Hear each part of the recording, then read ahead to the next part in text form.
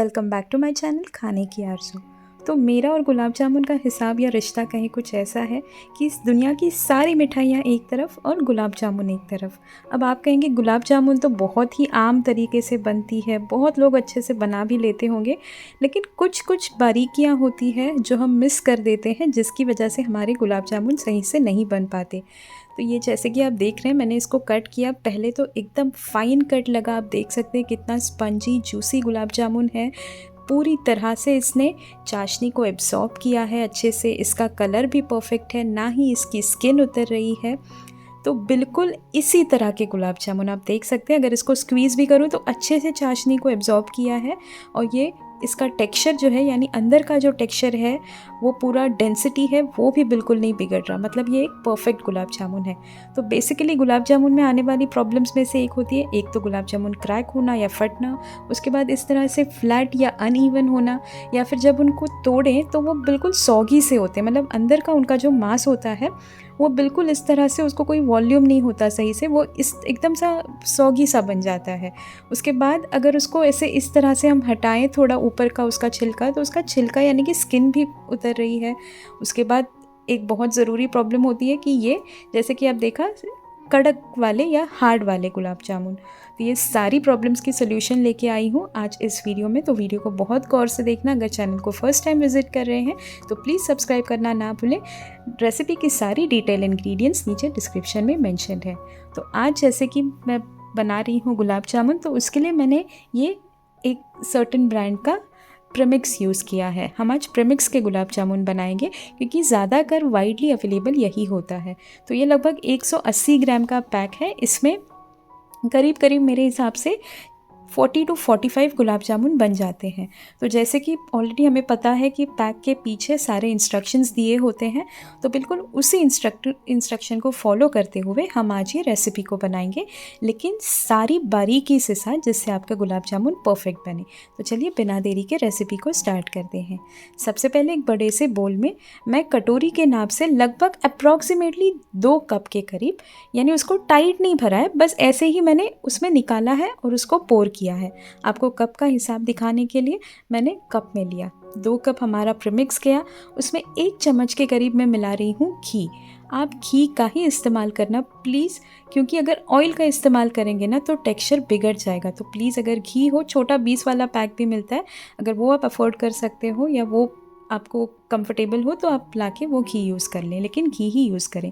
उसके बाद 3/4 कप के करीब नॉर्मल रूम टेम्परेचर का दूध लेना है और थोड़ा थोड़ा करके बिल्कुल हमें उसको मिलाना है। लेकिन हाँ, इससे पहले मैंने घी पहले से अच्छे से उस प्रीमिक्स में मिला लिया हल्के हाथों से, और उसके बाद फिर ये दूध थोड़ा थोड़ा करके हमें 3/4 कप जो है, जैसे जैसे हमें लगेगा वैसे मिलाते जाना है।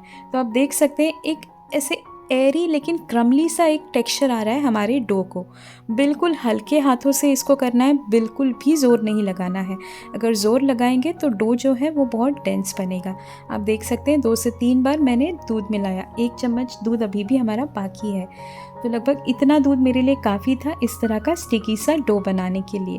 तो आप कहेंगे ये तो बहुत स्टिकी है, लेकिन हाँ, यही परफेक्ट कंसिस्टेंसी है। इस तरह की स्टिकी और स्ट्रेची सी जो कंसिस्टेंसी होती है वही परफेक्ट होती है डो के लिए। अब ये डो जो है, आप देख सकते हैं कि इसमें हल्का सा एक स्ट्रेचीनेस है, मतलब उसको सही से अभी वॉल्यूम नहीं है। ये क्यों है? क्योंकि अभी तक उसने, मतलब जो प्रीमिक्स है, उसने पूरी तरह से दूध को अच्छे से एब्जॉर्ब नहीं किया है। तो बिल्कुल इसी तरह का लेकिन हमें कंसिस्टेंसी चाहिए। अब बिल्कुल नहीं समझना कि ये कुछ बिगड़ गया है। तो अब इसको हम कवर करके रेस्ट करने रख देंगे 10 से 15 मिनट, तब तक कि हमारी चाशनी बना लेंगे। तो चाशनी बनाने के लिए सबसे पहली इंपॉर्टेंट बात कि हमें इस तरह का एक फ्लैट, मतलब थोड़े चौड़े तले का कोई बर्तन लेना है। उसमें मैं चीनी मिला रही हूँ, जैसे पैक पे बताया गया है, लगभग 550 ग्राम, यानी कि 2.5 कप मैंने चीनी का इस्तेमाल किया है। आप देख सकते हैं, पहले 2 कप, उसके बाद आधा कप। सेम तरीके से फिर पानी भी मिलाएंगे 2.5 कप के करीब, यानी पहले ये 1 कप, उसके बाद गया और 1 कप पानी, और फिर मैंने मिलाया उसमें लगभग आधा कप के करीब पानी। तो चीनी और पानी का यही रेशियो हमें रखना है, बिल्कुल इसी तरह से इसको बनाना है। अब फ्लेम को पूरी तरह से हाई कर दें तब तक कि जब तक चीनी पूरी तरह मेल्ट ना हो। बस चीनी मेल्ट होने तक का ही हमें फ्लेम को हाई रखना है, प्लीज़ गौर करना इस पॉइंट पे। अब देख सकते हैं कि चीनी अच्छे से मेल्ट हो गई, यानी कि डिज़ोल्व हो गई है। अब फ़ौरन ही फ्लेम को लो कर दें। अब इसको लो करके 2 से 3 मिनट तक हमें इसको सिमर होने देना है, यानी कि हल्का उबल आने देना है। अब उबल आने के बाद फिर हम इसमें 1 से 1.5 चम्मच के करीब इलायची का पाउडर मिला रहे हैं। आप चाहे तो थोड़े से केसर के धागे भी मिला सकते हैं, लेकिन मैंने इसको नहीं मिलाया। मैं बिल्कुल बेसिक सी रेसिपी आपको दिखा रही हूँ, लेकिन एक फुल प्रूफ रेसिपी है ये। उसके बाद अब इसको 1 मिनट तक और बस हम एक उबल आने देंगे और उसके बाद फ़ौरन ही गैस को बंद कर देंगे। अब चाशनी बनी है या नहीं ये कैसे पहचानें? तो थोड़ी ठंडी होने के बाद आप देख सकते हैं उंगली पर एक ग्लेज़ यानी एक शाइन, चमक सी आ रही है। बस इतना ही हमें चाहिए। हमें बस एक चिपचिपापन और शाइन चाहिए, उसकी कोई हमें तार वार नहीं बनानी। आपको दिखाया मैंने, तार नहीं बनी है, बस चिपचिपापन है। तो अब फ्लेम को ऑफ़ करके इसको ढककर हमें साइड में रख देना है। चाशनी गर्म ही रखनी है हमें। उसके बाद आते हैं फिर से हमारे गुलाब जामुन के डो की तरफ। तो जैसे कि आप डो को देख रहे हैं, ये डो अगर मैं अभी हाथ लगा के आपको दिखाऊंगी तो आप देख सकेंगे कि देखिए ये बिल्कुल भी अब हाथ को चिपक नहीं रहा है। ये नॉन स्टिकी सा हमारा डो बन गया है।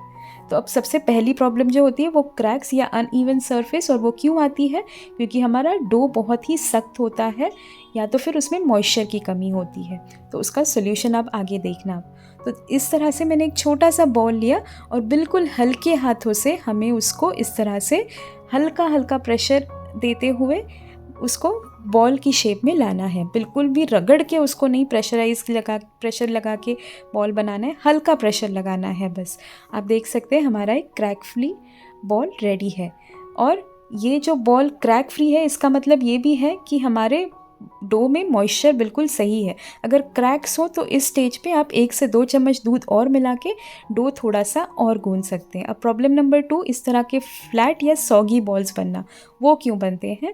तो टेम्परेचर और डो सही नहीं होने की वजह से। तो ये मैं पहला बैच जानबूझ के आपको बिगड़ा हुआ बना के दिखा रही हूँ ताकि आप बारीकियों को समझ सकें। अब तेल सबसे पहले, तो पहली गलती, तेल सबसे पहले मैंने सही से गर्म नहीं किया। मेरे डालने का तरीका देखिए, मैं इसको साइड से डाल रही हूँ जो कि बिल्कुल गलत है। इस तरह से हमें गुलाब जामुन को एक साथ चिपकेंगे, ऐसे बिल्कुल उसको तेल में नहीं छोड़ना है। इसकी वजह से भी क्या होता है कि एक तो तेल गर्म नहीं है, वो चिपक गए हैं, तो हमारा गुलाब जामुन जो है वो फट जाता है, साथ ही में तेल को सोख करता है और बहुत ही एकदम बेकार सा दिखता है।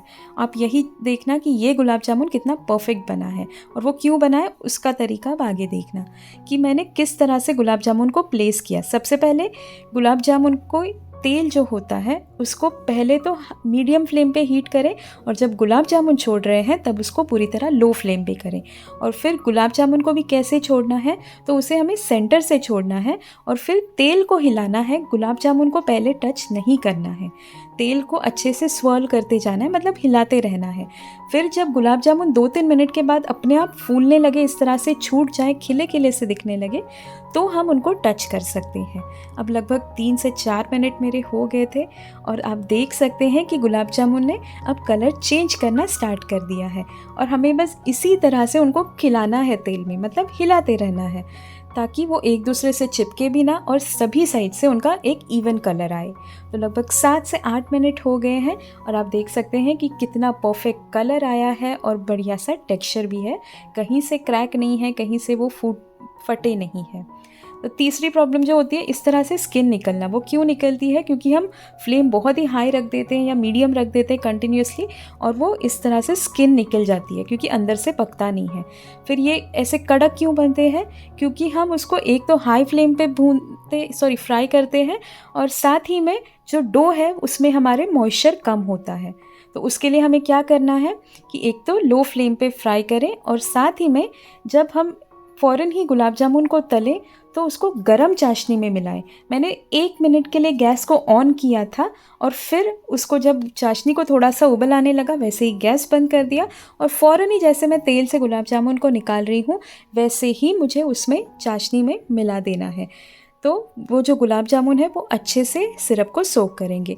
फिर इसको कवर करके 30 मिनट के लिए यानी आधा घंटा या ज़्यादा से ज़्यादा 1 घंटे तक हमें इसको रेस्ट करने रखना है। और देखिए बिल्कुल परफेक्ट से गुलाब जामुन बन के रेडी है।